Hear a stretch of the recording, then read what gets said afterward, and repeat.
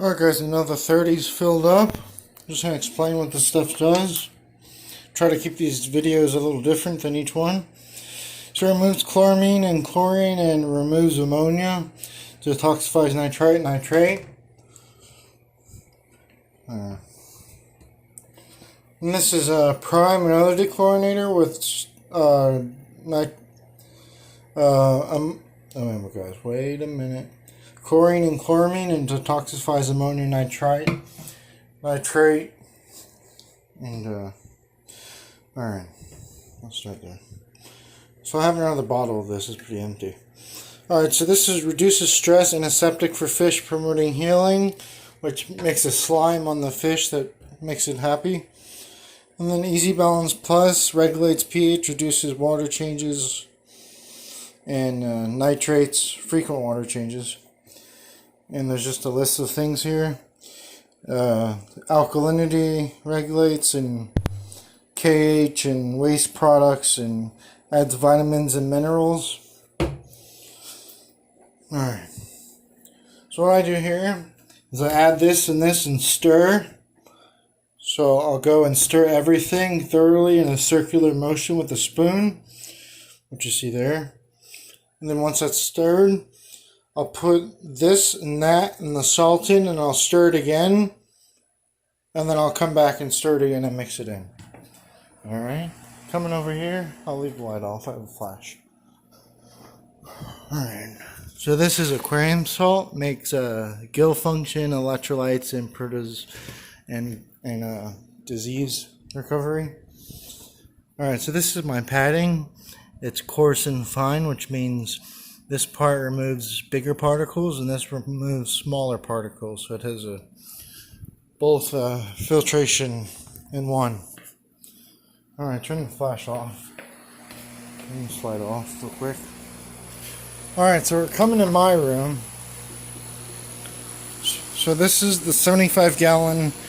This tank is brand new. I don't know how to say it. Alright.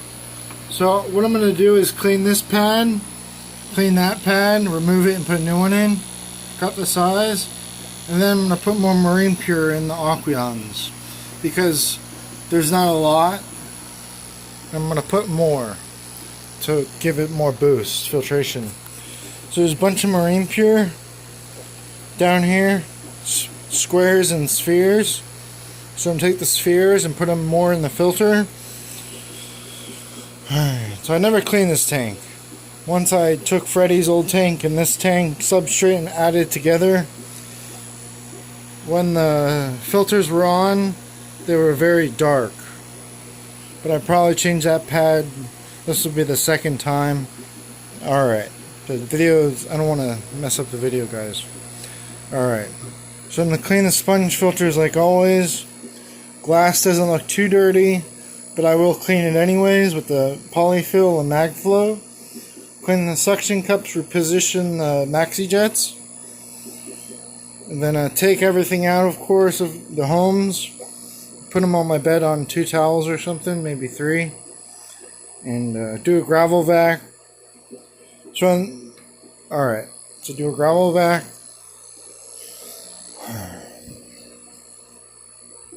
So there's a couple cichlids in here. At one time, have you seen a video a couple years ago? There was a lot of fish in a tank. Basically, 4 types of tanks were added to one tank with a fish stock, and it was just overloaded. So this fish here, I'm not sure what type it is. Maybe Mbuna, maybe, I'm not sure. But that was a seagrass order. The yellow labs, there was about 40 of them. The only one left is the blue zebra, which there's almost 100 of them species-wise. But babies and some fish got eaten when I took all the rocks out of the 120. I put them in a 29 tall. That's the only one left. Where's the other one? And then there was another tank added, or fish, and that was another stock. Alright guys, so I'm going to go take a break. A lot of chit chat in here. Should get to it. So there's no electric shock in this tank. But it appears when I open the lid or touch this at the same time, the light shocks me. Not like a shock, but a sting. Which, if these get old or damaged, they could shock you. Or shock the water. You put your hand in, it'll sting a little bit. That's normal. Not normal, but yeah, rambling. So I want to put this over here on the other tank while I do this. And that's about it, guys. Should be good. Alright, guys.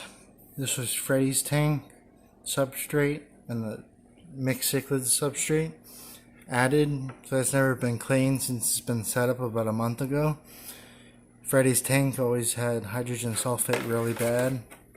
So it's a good thing I pushed to the limits and cleaned the tank. Because this tank was very dirty. Just look at that. Oh. This is just because there's so much substrate. It's a good thing I cleaned it. So I took out 25, but the 20 was gravel vac. Yeah. This is the last one I took out. Very dirty. Alright, so that one was just an extra to get the top off, fresh water in. These ones were sponges. I'm not sure how many sponges, probably about 4 maybe. Very dirty. Sponge one. Very dirty. Here. We're gonna walk to the tank. So it's 6 a.m. Almost 7. Fans on, that'll be alright. Alright. Fans on. Like I said, it'll be alright. I am tired. We shall see if I finish the last 2. So I cleaned the sponge filters that are running and the ones that are just for looks and whatever. So I cleaned those real nice and well. Cleaned the glass, the 2 sides in the front. Rearranged the homes and put all the marine pure on that side. The thing with these air stones with that big air pump up there, the higher the air stone, the more bubbles it makes because the pressure of the water. So, yep. Alright. So I took out more marine pure and put it in there so it's full. Cleaned the mechanical pad. It was nice and done. I keep all my plugs above the tank on drip loops, you could say. That's how all my tanks were, not how it always was. But yeah.